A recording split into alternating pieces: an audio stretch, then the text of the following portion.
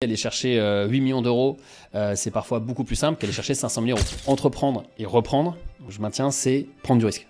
Le mot d'ordre, de toute façon dans l'entrepreneuriat et le repreneuriat encore plus, c'est anticiper. Anticiper les choses pour pas se retrouver, tu vois, le jour 1 où tu signes, ça y est, tu montes dans la voiture et la voiture elle a déjà plus d'essence. Le sport de haut niveau, on voit qu'aujourd'hui, les grands champions, les grandes championnes, elles n'ont pas juste un coach. Elles ont un coach, un préparateur physique, un préparateur mental, des kinés, enfin, elles ont une équipe entière. Et donc, pour moi, le repreneuriat, c'est vraiment, enfin, on peut comparer ça au sport de haut niveau. La caution, souvent, elle est prise pour un engagement moral. Mine de rien, l'entrepreneur qui a une caution, il va moins se dire, bon, allez, avec la trésor qui reste, je pars aux Bahamas et je vais boire des mojitos sur la plage pendant 3 mois. Donc, Xavier, tu es le cofondateur de Start to Scale. Concrètement, qu'est-ce que vous faites? Comment vous accompagnez les repreneurs? Alors nous, on est donc une boîte de conseil en financement non dilutif. Très bien. On accompagne donc les entreprises en croissance sur leurs besoins de financement non dilutif, on y reviendra peut-être après, et notamment les entrepreneurs qui souhaitent reprendre des boîtes. Et en fait, on les accompagne de différentes manières. Déjà en amont, lorsqu'ils ont des cibles, des idées, etc., voir sur la structuration finalement du financement. Comment est-ce qu'on peut faire? On y reviendra, mais il y a plein de façons de structurer un financement et de se porter à cœur d'une boîte. Il y a des crédits vendeurs, il y a du crédit, il y a la dette bancaire, il y a la dette BPI, il y a des prêts d'honneur, etc. Donc il y a vraiment plein de leviers non dilutifs qu'on peut activer. Et nous, on est là pour apporter finalement cet œil sur comment structurer au mieux les choses. Et ensuite, bien sûr, on met les mains dans le cambouis, on monte les dossiers de financement et on va vraiment activer chacun de ces leviers pour faire en sorte que le deal sorte à la fin. Ouais, on disait tout à l'heure, du coup, il y a cette grosse vague, un peu mode même, du repreneuriat. Tu as beaucoup de monde qui vient te voir sur cette entre guillemets, nouvelle mode. C'est quoi un peu le profil? C'est quoi aussi un peu avec quoi ils arrivent comme dossier? Et c'est quoi un peu les erreurs? Et comment toi, tu les aides un petit peu à aller jusqu'au bout? Parce qu'on sait que c'est le plus dur. Ouais, c'est vrai que là, vraiment depuis 12 mois à peu près, 6-12 mois, on voit vraiment une grosse vague arriver. Alors nous aussi, peut-être on s'est positionné finalement sur ces nouveaux canaux, on va dire ça comme ça, de reprise. Moi, auparavant, j'ai été banquier au sein d'une grande banque française, banquier entreprise, donc j'ai financé de la reprise. On le fait chez Start to Scale depuis 7 ans maintenant. Mais effectivement, là, il y a une vraie vague, on le sent, de personnes qui arrivent, soit finalement, on va dire des trentenaires, quarantenaires qui étaient en cabinet d'audit ou autres, qui aujourd'hui veulent donner un autre sens à leur vie, qui veulent pas forcément faire toute la cartographie classique, finalement avancer dans leur métier, redonner un peu de sens, et donc ils se dirigent vers la reprise d'entreprise. Parce qu'à 30-40 ans, tu as envie un petit peu de stabilité. Tu as aussi un apport qui est un peu plus important potentiellement. Donc, tu t'éloignes de la création et tu te rapproches de la reprise. Et puis, tu as une expérience aussi que tu peux directement appliquer. Complètement. De zéro. Okay. C'est ça. Donc, finalement, il y a toute cette vague-là. Il y a également les premiers start-upers qui commencent à avoir revendu leur boîte et qui se disent, finalement, repartir from scratch. Est-ce que j'ai encore l'énergie, la foi, etc. J'ai de l'expérience, j'ai de l'expertise et ils peuvent l'amener à d'autres secteurs d'activité. Et c'est là aussi où ils vont aller vers d'autres verticales et notamment sur la reprise d'entreprise.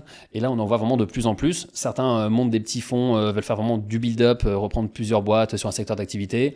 D'autres, peut-être uniquement une boîte, mais avec une vision, on va dire, reprise-transformation. Donc, reprendre la boîte et pas, on va dire, uniquement rester pépère comme auparavant. Non, c'est reprendre la boîte et l'inscrire dans un schéma un petit peu plus startup scale-up. Donc, des boîtes à potentiel. Et c'est vrai que ça, on va dire que c'est des profils qu'on voyait moins avant. Auparavant, c'était plus des profils parfois déjà de dirigeants d'entreprise, en tout cas de cadres sub dans des grandes boîtes qui reprenaient des boîtes plutôt à 45-50 ans et qui sont encore là aujourd'hui, hein, mais avec une vision un peu plus, on va dire, linéaire sur la reprise. Et là, du coup, quelqu'un qui vient te voir pour acheter une PME à 2 millions, c'est quoi un petit peu les montages classiques aujourd'hui? Comment tu l'accompagnes? Ouais, justement, alors ça, c'est une très bonne question parce que, en fait, une valorisation à 2 millions, on est justement sur ce montant un peu entre deux. On ne touche pas encore aux reprises avec des fonds d'investissement, etc., hyper structurés. On n'a pas forcément accès aux grandes banques d'affaires qui sont certains de mes concurrents, si je peux dire ça, en tout cas de mes pairs. Et également, pour la partie financement, il va falloir structurer ça avec ce qu'on va dire de la banque de détail. Donc, aller voir un petit peu le banquier en guillemets du coin, les centres d'affaires du coin, etc. On n'est pas sur des financements structurés ou autres, où tout est beaucoup plus processé. C'est quoi un petit peu le niveau pour passer en financement structuré et c'est quoi la différence? Quand tu vas plus voir la banque de détail, tu vas voir qui quand c'est plus gros? Tu vas voir les FS, les financements structurés, qui font que ces sujets de LBO, OBO, finalement, qui traitent uniquement ces enjeux. Et là, on est plutôt sur des tailles de deal, on va dire à minima 5 millions. C'est vraiment en bas, mais on est plutôt entre 10 et beaucoup plus. Okay. Et là, aussi avec des entreprises beaucoup plus matures. Et souvent avec un build-up.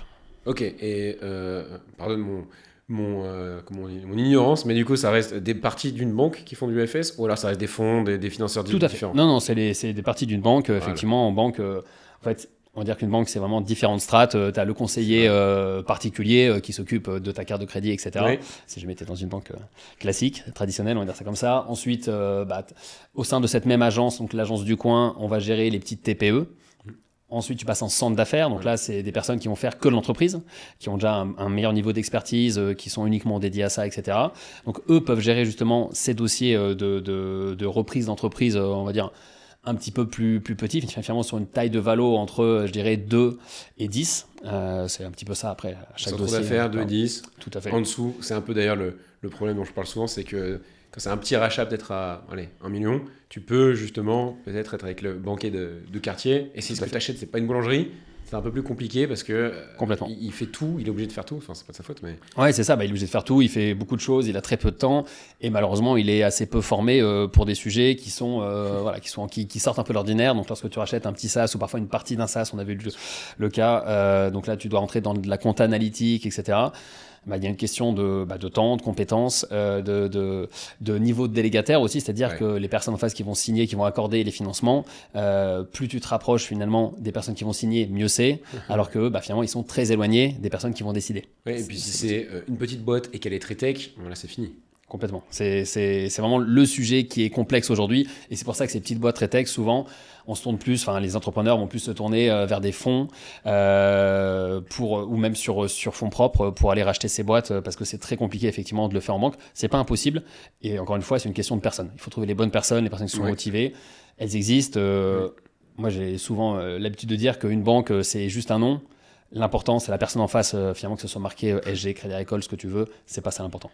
Je suis totalement d'accord avec toi. Par contre, quand tu n'as pas les contacts et que tu fais ça, ta première reprise, comme moi ça m'est arrivé, tu vas à la chasse et t'essayes de tomber sur la bonne personne. C'est quand même aussi l'avantage de se faire accompagner. Maintenant, on se connaît, donc ça sera plus simple. Mais du coup, c'est un peu si je comprends bien, c'est un peu contre-intuitif. Et quand c'est la première fois, tu te dis non, mais je ne peux pas faire un truc trop gros. Mais finalement, plus le deal est gros, peut-être que plus c'est simple, parce que déjà, c'est une boîte qui est structurée, donc la banque regarde plus les bilans que toi, ton profil. C'est plus safe pour elle. Et c'est pas les mêmes personnes qui sont en face. C'est des gens qui sont juste là pour ça. Oui, effectivement. Après, ça veut dire aussi pouvoir se positionner sur ce type de deal. Donc là, c'est un autre enjeu. C'est est-ce que tu es crédible finalement en tant qu'acheteur en tant qu'acquéreur sur ce type de deal.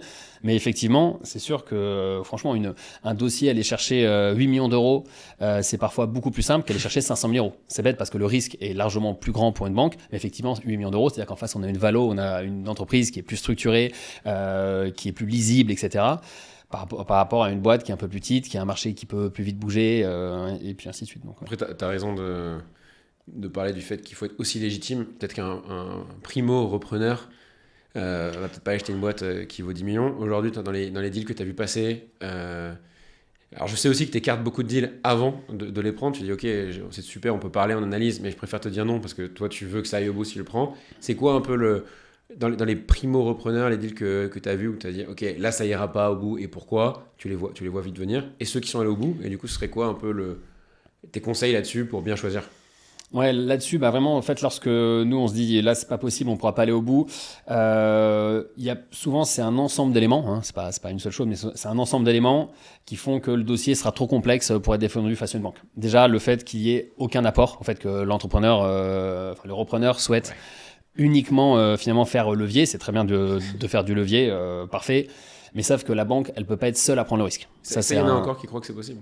Il y en a encore beaucoup qui pensent que c'est possible. Peut-être qu'il y a trop de vidéos YouTube. C'est possible aussi. Je ne pourrais pas être juge de ce point-là, mais c'est certain que Il y a quand même quelque chose qui est véhiculé, une notion qui est véhiculée qu'on peut uniquement avoir accès à de la subvention, à de la dette, à trouver de l'argent gratuit finalement presque pour racheter une boîte et prendre aucun risque.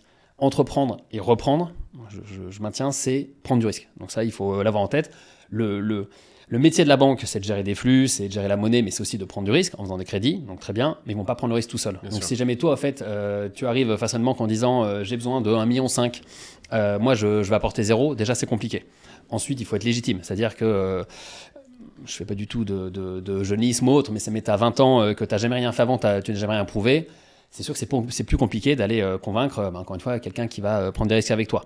Donc également, cette partie expérience, compétence, elle va quand même être beaucoup regardée. On sait qu'un fonds d'investissement, par exemple, lorsqu'il mise d'ailleurs sur un repreneur ou sur un entrepreneur, il mise avant tout d'abord sur des personnes. Et la banque, elle fait quand même pareil parce qu'on sait que ça va beaucoup être finalement l'aura de la personne, ses compétences qui vont permettre d'amener l'entreprise plus loin et de la reprendre avec succès. Donc ce point-là, il est important aussi. Le parcours finalement, est-ce qu'il est logique ou non? Ça ne veut pas dire qu'on est obligé d'être du métier. Ça, c'est un point important. Aujourd'hui, on voit des repreneurs qui, on va dire, connaissent pas forcément grand-chose au départ sur un sujet. Par contre, ils ont cette vision. Souvent ils ont déjà été entrepreneurs avant, ils savent comment gérer de l'humain, des commandes, des fournisseurs, des produits, des créances, etc. Donc ça, c'est un point important. Donc voilà, cette question d'apport, cette question de légitimité finalement de la personne, de parcours.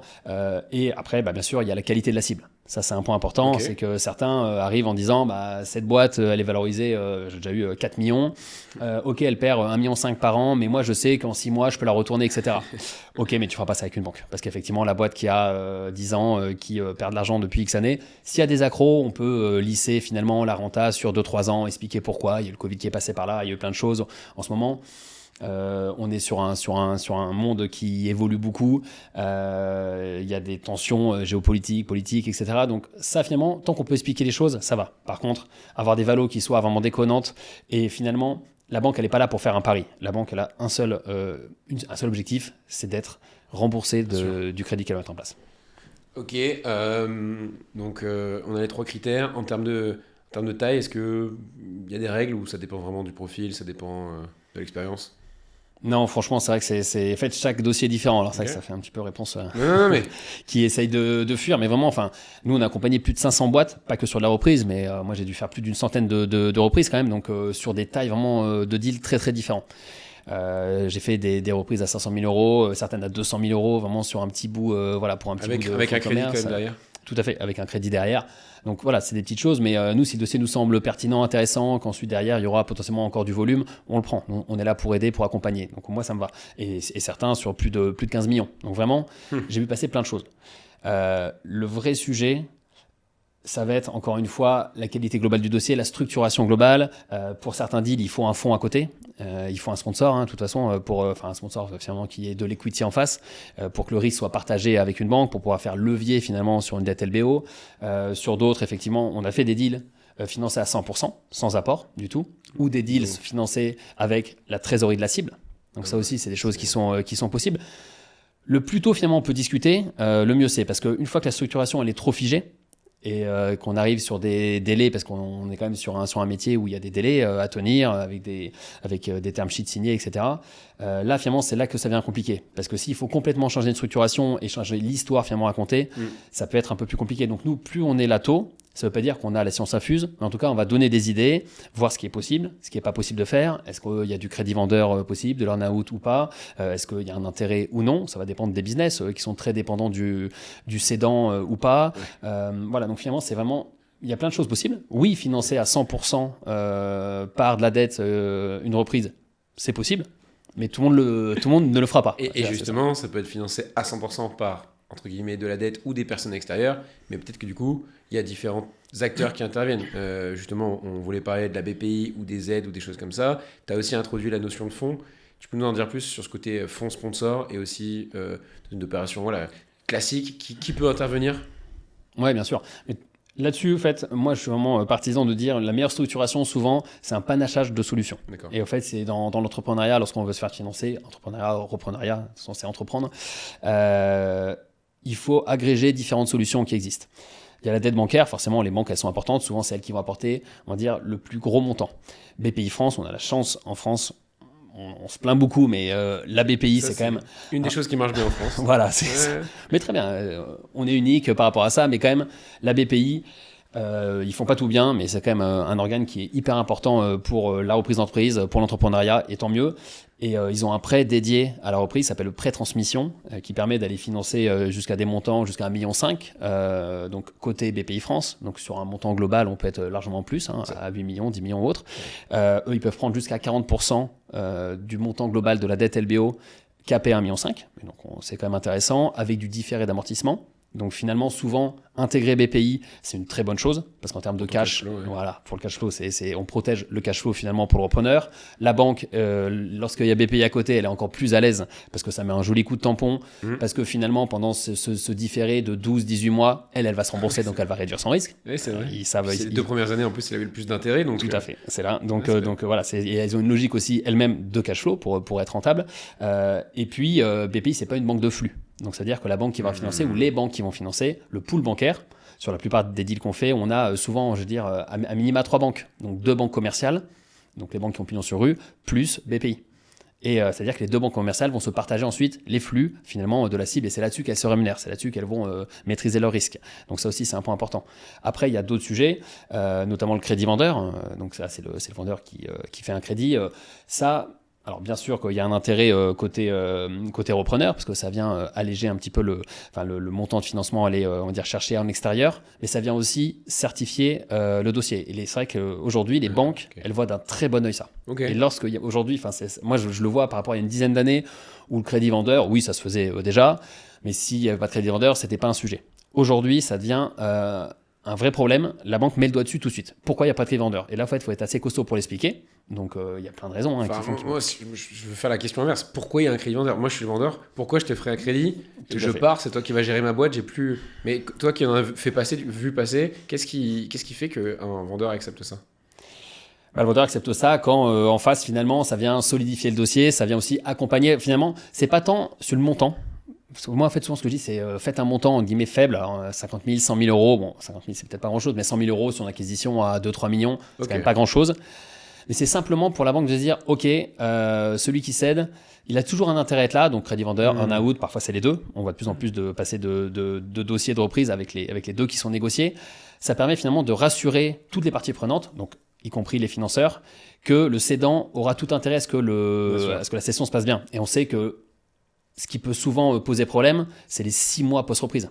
Et finalement, ces 6 mois post-reprise, si le cédant reste impliqué, en tout cas un minimum, ça vient quand même aider beaucoup à la réussite de cette reprise. Donc le crédit vendeur, il est important. Ça envoie le signal que la personne se dit pas qu'elle est en train de vendre en partant en courant et que c'est une arnaque. Tout à fait. C'est une arnaque où on sait qu'aujourd'hui, la plupart, enfin là, on va passer beaucoup de chiffres. Je pourrais pas en donner parce que j'en vois tellement qui veulent tout et rien dire, mais les 70 000 ou 700 000 PME à reprendre, on sait qu'il y a beaucoup de TPE avec des solopreneurs, mais il y a aussi beaucoup de PME et des PME qui ont été montées par des personnes, c'est un peu par des entrepreneurs et c'est leur bébé. Donc finalement, ils font beaucoup de choses, ils touchent à tout. Et si du jour au lendemain, on coupe cette personne, ça peut vraiment mettre à mal le business. Ouais, s'il y a un risque d'homme clé, que, en fait, comme on en parlait avant dans un autre épisode, si le gérant est le leader commercial qui va bouffer avec tous les partenaires, les sponsors, tous les midis, et qui disparaît, on ne se rend pas compte du chiffre d'affaires qui peut disparaître. Complètement. Et ça a un impact énorme. Vraiment, on aura beau avoir tous les contrats qu'on veut, etc. Il y a beaucoup de métiers qui restent de l'humain, pas forcément dans le SaaS, mais effectivement, il y a beaucoup de métiers où lorsqu'il y a un produit, lorsque aussi on va négocier, bien sûr, sur la partie vente client, mais également en amont, sur la partie fournisseur. Ça, c'est un sujet qui est hyper important parce qu'avec les fournisseurs, on va négocier les prix, le BFR, c'est vraiment des sujets. Et ça, souvent, en tout cas, ça arrive que ce soit cet homme clé ou cette femme clé qui est l'entrepreneur qui vend. Ok, donc ça c'est un autre sujet qui rentre dans le financement, qui est un bon conseil, merci. Tu parlais des fonds, des sponsors, ça c'est un sujet, je ne sais pas si c'est nouveau, mais en tout cas c'est nouveau pour moi. Tu peux nous en dire plus et dans quel contexte ils peuvent intervenir? En fait, les fonds, ils ont toujours été là, mais sur des tailles de deals beaucoup plus gros. Donc, il y a des fonds spécialisés dans tout ce qui est PI, private equity. Ils viennent accompagner effectivement sur du build-up, sur la consolidation, mais des PME qui sont déjà, on va dire, assez costaudes. Et eux-mêmes, finalement, souvent font ces opérations-là. Ça veut dire qu'ils n'ont pas besoin de repreneurs en tant que tels. Le vrai sujet, c'est encore une fois, c'est sur ces valos de 1 à 10. Où il y a très peu de fonds qui vont les regarder parce que voilà, c'est trop petit pour eux, tout simplement. Ils sont pas rentables, etc. Donc, il y a des fonds qui commencent à venir. Comme il y a une décélération, on va dire ça comme ça, de l'activité VC, donc Venture Capital, il y a certains fonds VC qui commencent, je ne sais plus qui commencent, qui ont investi ce credo de la reprise. Parce que finalement, ils se disent, OK, on peut repartir d'une boîte qui n'est pas forcément une feuille blanche, en tout cas qui n'est pas 5 slides, et avec des metrics, avec un repreneur qui sait où il va, qui a une vraie vision, et on va l'accompagner. Donc au fait, je pense qu'on va avoir là, dans les mois qui viennent, il y a déjà quelques fonds qui sont lancés, il y en a d'autres qui commencent à regarder ça, un changement de paradigme, en tout cas sur une partie de leur allocation, qui vont aller vers la reprise d'entreprise. Et sur des entreprises, finalement, eux, tous ces fonds VC en France qui étaient plutôt sur de là, on va dire sur du seed, série A, série B, mais ils investissaient des tickets entre 1 et 10 millions d'euros. Donc on arrive sur ces montants de valo-là. Et donc ça peut permettre finalement à un fonds de pouvoir investir, renforcer en dilution, justement, en fonds dilutifs, le capital de l'entreprise, du repreneur, et donc derrière faire levier d'autant plus pour aller financer une grosse partie par de la dette, ou en tout cas par des outils non dilutifs. Donc même eux ont compris l'opportunité de l'effet de levier, d'acheter des boîtes déjà rentables, mais dans ce cas-là, vu que c'est quand même assez petit, ils achètent avec un porteur de projet, et c'est aussi la culture des fonds VC où ils parient surtout sur des personnes. Tout à fait. Et sinon, c'est parfois c'est même pas tellement de la reprise, c'est ça en est, mais en fait c'est plus construire du build-up avec un entrepreneur, donc qui lui-même va faire de la reprise mais en étant déjà entrepreneur, qui a une activité de vente de fauteuils, je dis n'importe quoi. Le fonds va apporter 2 millions avec une vision vraiment à ce que la boîte aujourd'hui elle fait 4 millions d'euros de chiffre, à ce que dans 5 ans elle en fasse 30 ou 50 et que le fonds fasse un x10 suite à son investissement. Ouais, là c'est vraiment la vision Growth. Tu investis dans une boîte qui existe déjà avec le fondateur qui existe déjà, mais un des deux a l'ambition de dire ok, comment on scale ça, mais c'est vraiment finalement la culture déjà VC, quoi. Comment tu passes de... Tout à fait. Mais je pense que c'est une bonne approche dans ces sujets reprises, et c'est aussi comme ça que ça va se consolider, avec vraiment cette notion build-up. Tout à l'heure, on parlait des profils de repreneurs. Je pense que ces profils finalement de start-upers qui ont réussi à faire une première expérience, à revendre en tout cas à sortir par le haut, en tout cas de vouloir continuer à entreprendre et à se dire tiens, j'ai envie d'aller consolider sur un segment, sur un marché et faire du build-up, et ben eux ils arrivent avec les codes de la startup finalement. Donc lâcher du capital, ça leur fait pas peur. Là où moi j'accompagnais beaucoup d'entreprises à l'époque lorsque j'étais banquier, des grosses PME avec un dirigeant qui était là depuis de nombreuses années, qui voulait pas ouvrir son capital. Ce qu'on peut comprendre, hein, c'est des boîtes souvent familiales, etc., très axées terroir. En France, c'est encore un trait de caractère. Et bien mine de rien, là on va arriver sur une notion où ces entrepreneurs-là, ces repreneurs-là finalement, ils n'ont pas ce paradigme de se dire je veux grossir mais sans l'aide des autres.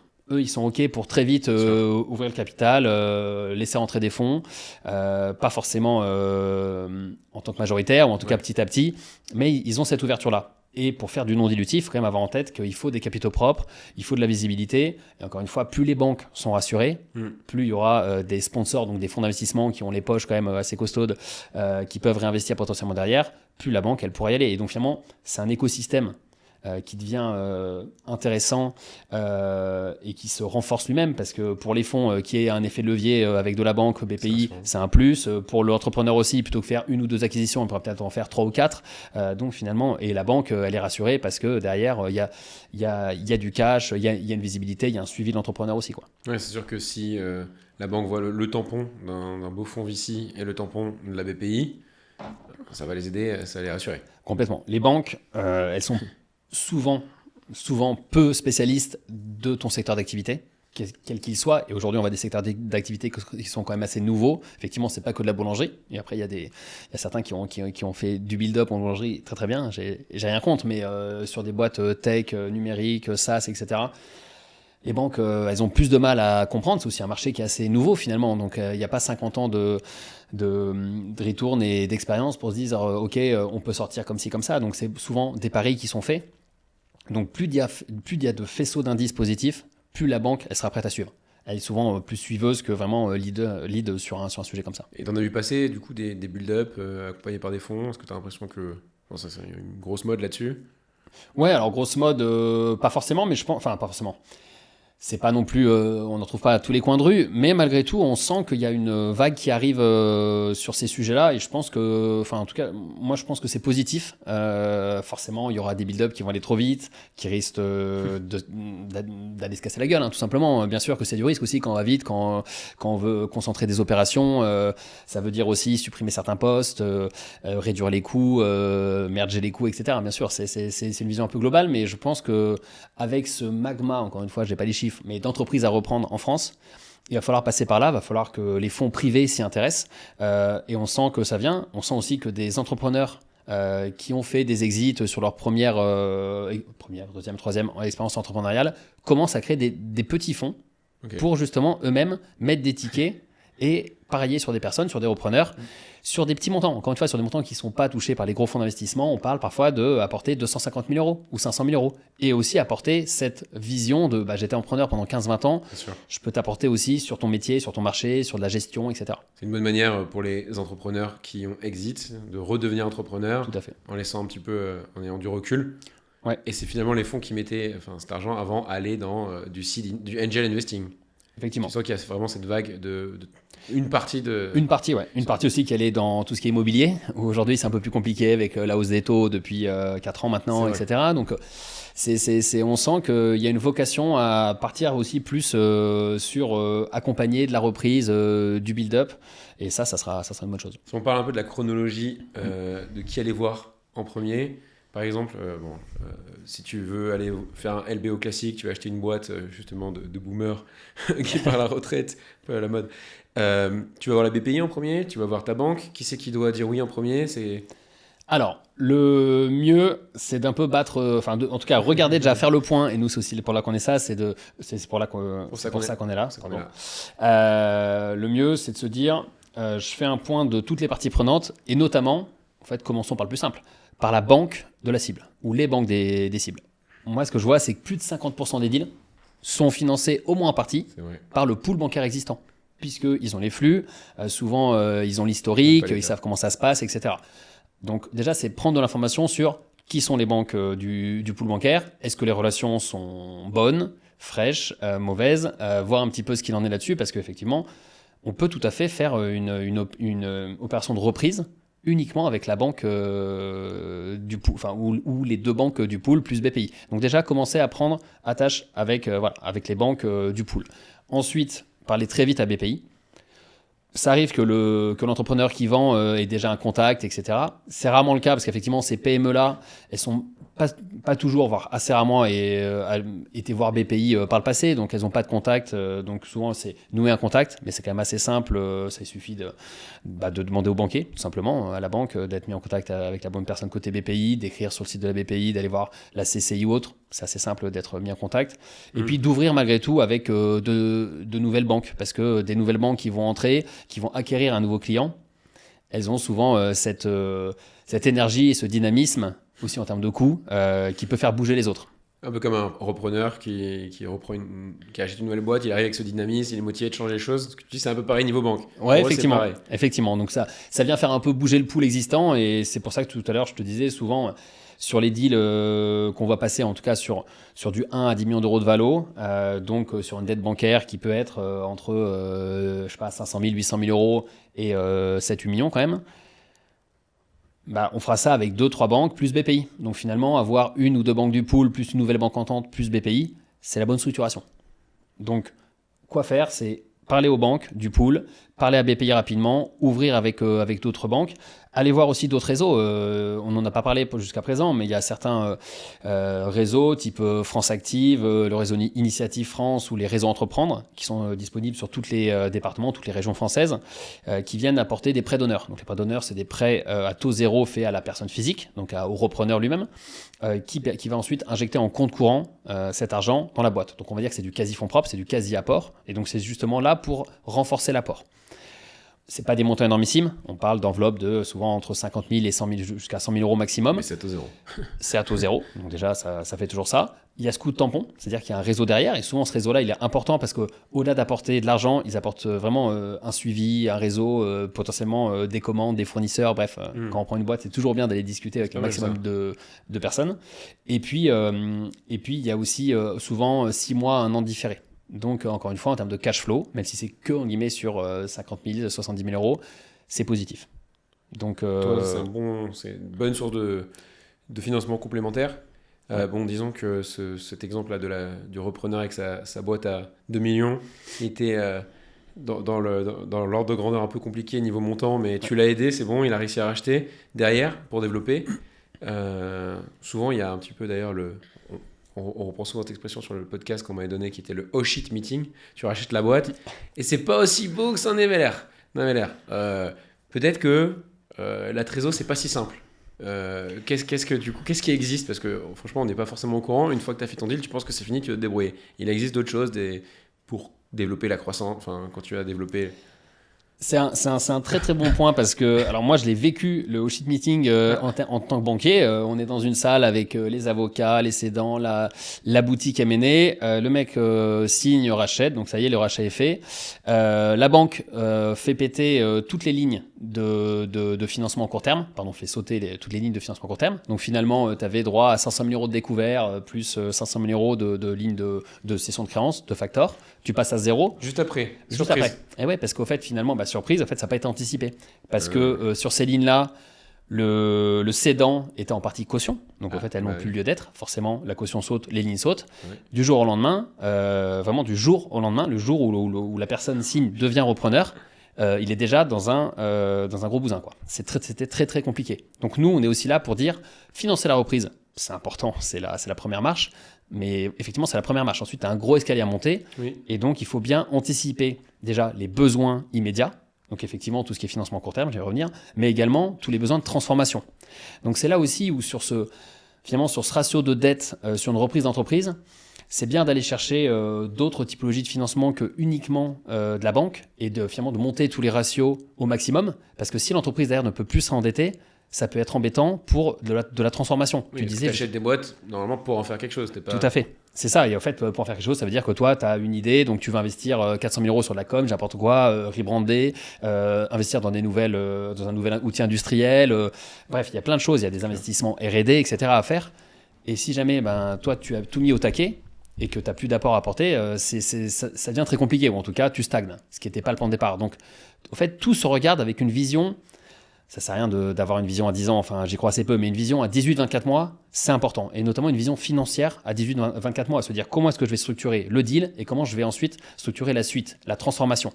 Et là-dessus, effectivement, notamment BPI. BPI, ils ont le prêt transmission pour la reprise, mais derrière, pour financer notamment plutôt l'innovation. Mais aujourd'hui, il y a beaucoup d'entreprises qui sont soit des entreprises en guillemets de boomers qui peuvent être transformées et qui peuvent être numérisées. Donc c'est compatible avec c'est ce qu'on appelle de la transformation. Tout à fait, avec la transformation, avec le R&D. Et on l'a vu passer là sur un dossier qu'on a accompagné récemment, finalement, où on a structuré un deal de reprise. Donc avec de la dette bancaire, avec du BPI, avec un petit peu de réseau entreprendre, donc un petit peu de prêt d'honneur côté réseau entreprendre, un petit peu de crédit vendeur, ce qui a permis de laisser de la place finalement aux banques pour mettre en place des lignes de trésorerie, de financement de trésorerie derrière, pour financer de l'accélération commerciale, en fait pour recruter des commerciaux parce qu'ils avaient un produit qui était dingue, mais très très méconnu. Donc comment on fait? Il faut accélérer. Donc c'est de la montée en charge, c'est recruter des mecs qui coûtent quand même, sur le secteur d'activité dans la santé, c'était 70, 80 plus les primes. Donc il faut pouvoir monter en charge. Donc il faut pouvoir investir sur ces personnes-là. Et à côté de ça, on allait chercher BPI côté innovation, cellule innovation, où on a financé des dépenses liées à la R&D, donc financer des dépenses au fait sur un programme de R&D sur 2 ans pour moderniser le produit. On parle de subvention là. Alors non, Comment ça marche? là c'était on était sur du prêt innovation R&D, donc c'est de la dette, et c'est la dette qui est sans garantie. On a 2 ans de différé, à taux quand même assez préférentiel par rapport aux 2 ans de différé. On est sur des taux autour de 4-5%, donc c'est pas non plus énorme. Donc ça c'est du remboursable. En fait, il faut se dire qu'à partir du moment où une boîte tourne bien et on n'est pas deep tech, aujourd'hui il y aura très peu de subventions. Aujourd'hui, les subventions, elles sont vraiment tournées vers quelques secteurs d'activité, vers des priorités, finalement, vers l'industrie, vers la deep tech, donc vraiment être extrêmement tech, vers la santé, un petit peu en ce moment aussi côté armement. Mais la subvention, il faut arrêter de la voir finalement comme quelque chose qui soit automatique. Ça, j'ai encore beaucoup de personnes qui viennent aujourd'hui, qui sont entrepreneurs, repreneurs, et qui me disent non, mais de toute façon, il devait y avoir une petite sub.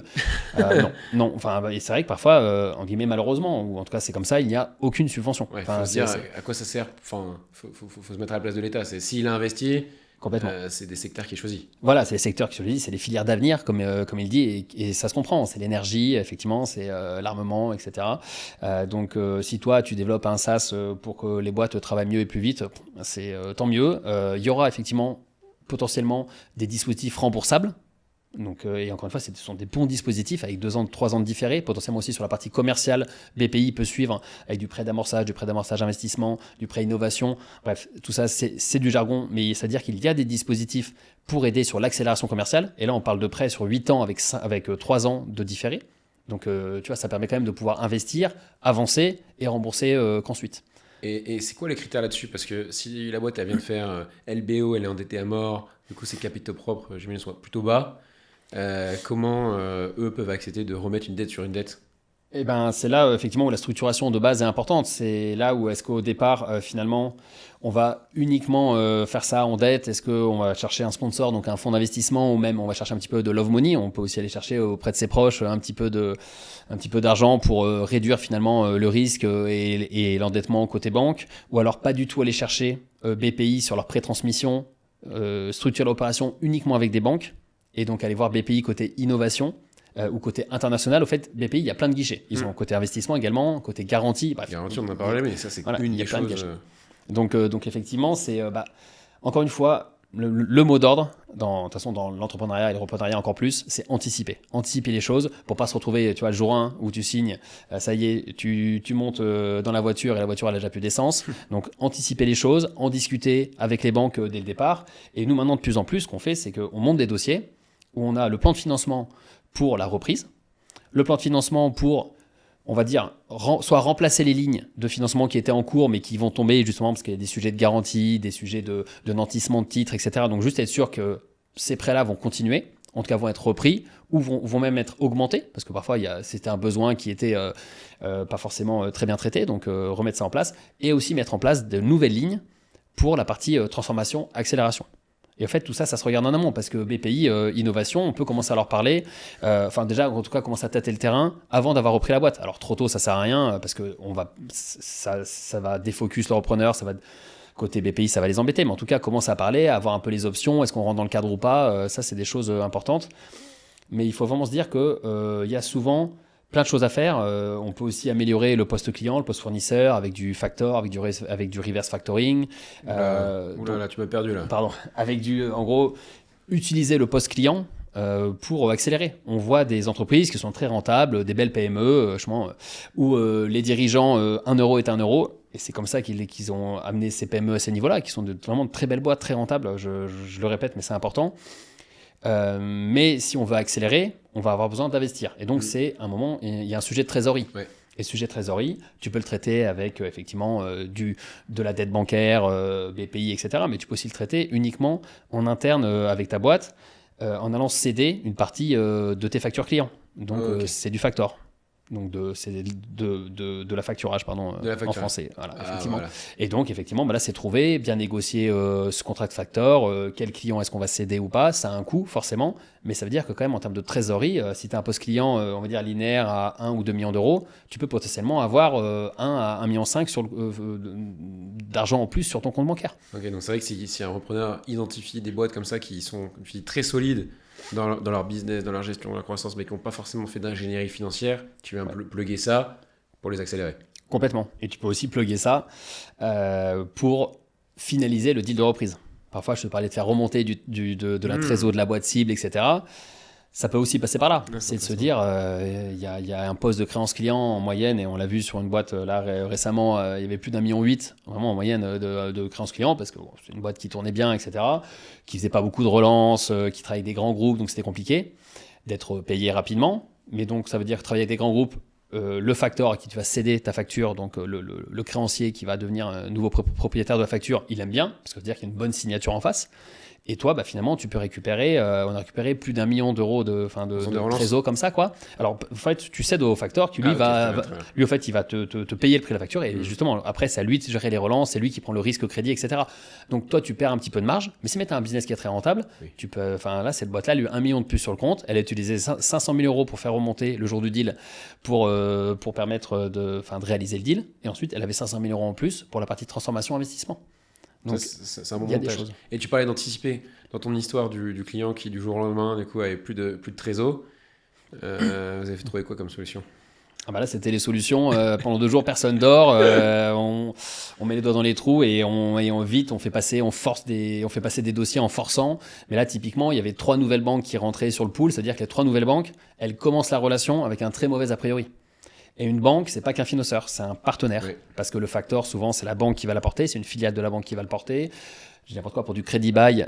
Donc là, c'est un crédit bailleur, c'est un créancier qui va acheter des machines pour toi, des véhicules, bref, acheter un actif matériel et qui va te le louer ensuite. Typiquement, pour les boîtes qui sont dans l'industrie, qui ont des grosses flottes de véhicules, etc., c'est hyper important. Là aussi, toutes les banques ont des filiales de crédit bail. Tu as envie de bien t'entendre avec ta banque parce que ça peut être aussi un gros facteur d'accélération pour toi. Tant qu'on est dans les gros mots financiers, on m'a parlé aujourd'hui du crédit des financeurs unitranches. Ouais. Qu'est-ce que ça veut dire?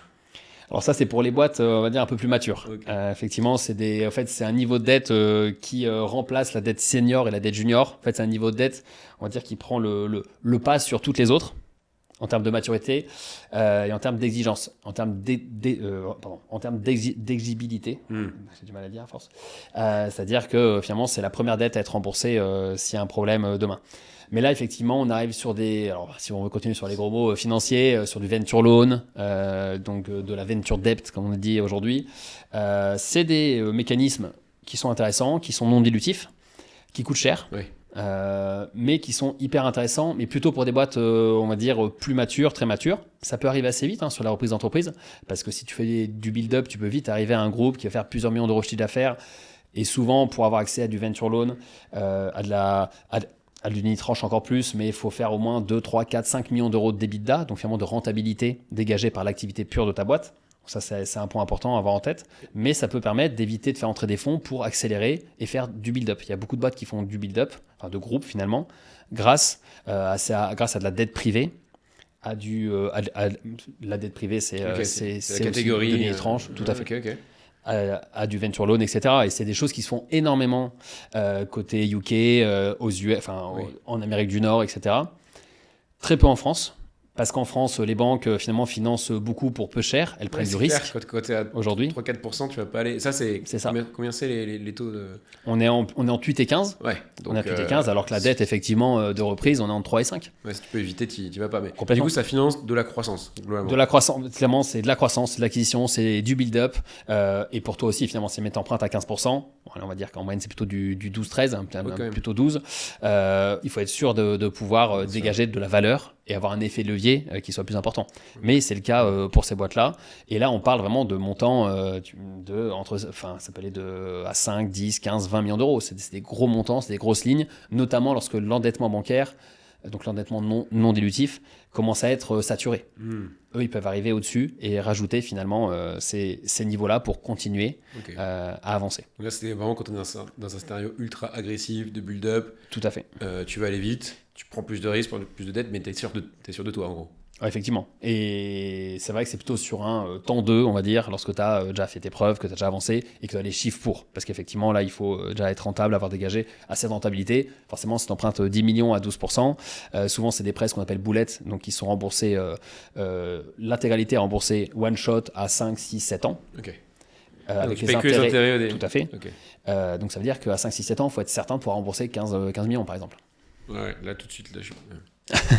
Pas non plus. Ok. Du coup, ça t'est déjà arrivé, ça, des deals qui pètent à la fin, qui vont pas au bout? Oui, bah effectivement, c'est déjà arrivé. Alors, soit parce que la due deal a été faite, en guillemets, un peu trop à la va-vite, et c'est aussi le sujet sur ces typologies-là de reprise, entre, encore une fois, 1 et 10. Les due deals ne sont pas forcément faites par des gros cabinets d'audit, etc. Parfois, elles sont faites par les repreneurs eux-mêmes, qui ont des compétences, mais là, encore une fois, c'est savoir s'entourer. Mais est-ce qu'ils ont toutes les compétences et que ce sont les bonnes personnes? Pas forcément. Donc, parfois, il y avait un loup, donc vite... au jour de signature ou presque, bah non, l'offre elle est retirée. Donc là, c'est pas un rapport avec le montage financier, quoi que ce Pas soit. du tout. Mais du tout, du non, coup, toi, c'est- t'es embarqué dedans parce que. Tout à fait. Ouais. Donc là, voilà, c'est là aussi où nous, parfois, on apporte ce regard, on dit tiens, est-ce que tu as regardé tel point à tel point, est-ce que tu es entouré, parce que moi je suis persuadé qu'on est tous et toutes plus intelligents à plusieurs cerveaux, à plusieurs yeux sur un dossier, sur un sujet, donc être entouré c'est important. Donc on peut proposer là-dessus des avocats, des personnes dans le M&A, etc. qui ont cette fibre, qui savent tous les points sur lesquels appuyer, toutes les questions posées.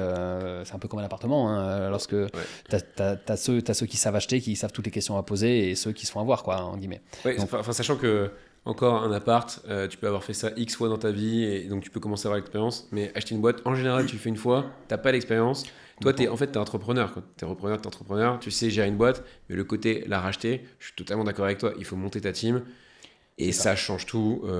Personnellement, mon expérience, c'est que je sais que je serais jamais allé au bout si j'avais pas réussi à avoir justement une personne en M&A et un super avocat, carrément changer d'avocat. Et quand on s'est rencontrés, ce que je dis, je me rendais pas compte qu'il me manquait aussi. En fait, tu te rends pas compte de l'équipe qu'il faut faire tant que t'as pas fait ce process. Et oui, la personne qui est justement toi, entre eux, finalement, le cabinet M&A et les banques, je trouve que c'est hyper important. Et je suis d'accord aussi avec ta vision de dire plusieurs cerveaux, mais aussi chacun son métier, ça coûte ce que ça coûte, mais à la fin, ça va au bout. C'est la différence entre est-ce que tu changes de vie parce que tu as racheté une boîte ou est-ce que tu as perdu un an de ta vie.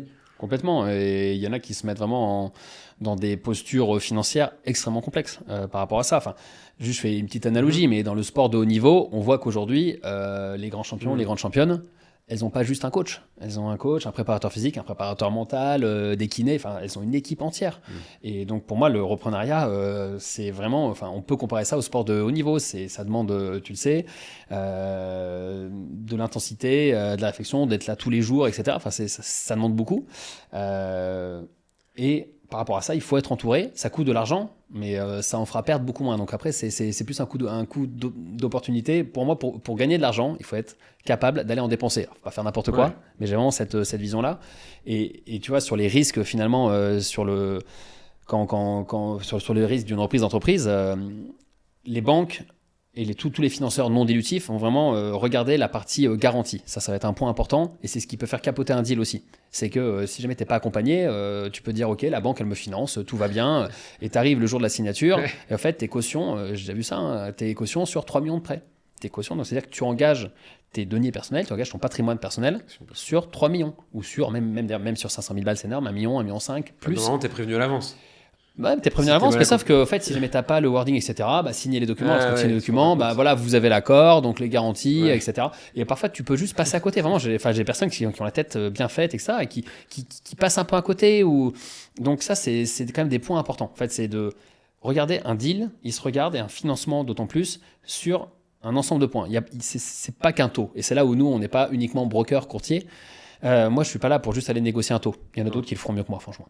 Moi, je suis là pour te négocier des conditions globales qui sont intéressantes. Les conditions globales, c'est la durée, c'est le différé d'amortissement, c'est les garanties, c'est l'accompagnement de la banque sur l'après, le sujet de la transformation, etc. Et notamment sur les garanties, je fais un petit focus là-dessus. Mais aujourd'hui, pour éviter justement d'être caution personnelle, pour que la banque dise moi aujourd'hui, je prends du risque, tu vas en prendre avec moi en étant caution sur une partie du prêt. Il y a pas mal de mécanismes qu'on peut mettre en place. Forcément, l'apport, c'est important. Si l'entrepreneur prend déjà un risque en apportant 10-15% de la somme, ce qui est demandé, on va dire, encore une fois, minimum, mais ça peut être moins, ça peut être plus. Oui, voilà. Mais forcément, si moi, ça fait un argument de dire attends, j'ai déjà apporté 200 000 balles sur la table, tu me demandes en plus d'être caution, non. BPI France peut être garant, et généralement ils le sont, sur toutes les dettes bancaires. Donc là, en fait, BPI peut garantir entre 60 jusqu'à 80% avec l'appui de la région une dette. Donc sur 1 million, une banque peut déjà avoir quasiment 80% de couvert, en tout cas 60%. Donc c'est-à-dire que ça vient réduire d'autant la nécessité finalement de prendre l'entrepreneur en caution. On peut nantir. Pardon, mais si en plus dans ce cas-là, il y a aussi la BPI qui est prêteuse, parce qu'elle peut être les deux, elle peut être garante. Tout à fait. Et souvent, elle est les deux. Enfin, voilà. très souvent, elle est les deux. C'est vrai que. Ok, donc il y a ça comme mécanisme. Donc ça c'est une bonne chose, ça rassure la banque. Et après, on peut mettre en place des nantissements de marque. On peut aller, la banque peut nantir la marque, nantir le fonds de commerce, un fonds de commerce, nantir les titres. On fait une opération de LBO, on vient créer une holding qui va détenir les titres de la société cible. On va faire un nantissement de titres. C'est pas tant une valorisation, parce que si la boîte se casse la gueule, elle ne vaudra plus rien. Mais par contre, c'est pour éviter que, et ça s'est déjà arrivé, que la banque se retrouve avec une coquille vide en dessous, puisqu'elle a été cédée à côté sans qu'elle le sache. Donc ça, c'est des choses qui sont arrivées. Donc voilà, finalement, c'est apporter assez de billes à la banque. En fait, c'est une négociation commerciale. C'est un partenaire financier, c'est un partenaire commercial, la banque, comme un autre. Donc c'est, je te donne, mais je vais pas tout donner. Voilà. Qu'est-ce que tu veux? Comment est-ce qu'on se rejoint finalement au milieu pour que ça convienne à toutes les parties? Donc ça, c'est les arguments pour essayer de ne pas être caution personnelle. Tout à fait. Sur les 100 dossiers de reprise que tu as fait, combien du coup sont caution personnelle, pas caution personnelle? Est-ce que ça arrive? Oui, alors ça, franchement, c'est déjà arrivé. Ce serait mentir de dire si on faisait sauter toutes les cautions. Ça arrive surtout dans des contextes particuliers où l'entreprise en face, elle est un peu en difficulté. Donc il y a une notion de retournement. Dans ces cas-là, ce qu'on peut faire aussi, là c'est encore un autre tips, c'est de dire ok, on est caution pendant 1 an. Pendant 24 mois, pendant 2 ans finalement. Et dans 2 ans, on refait le point. Si tous les jalons ont été atteints, on fait sauter cette caution.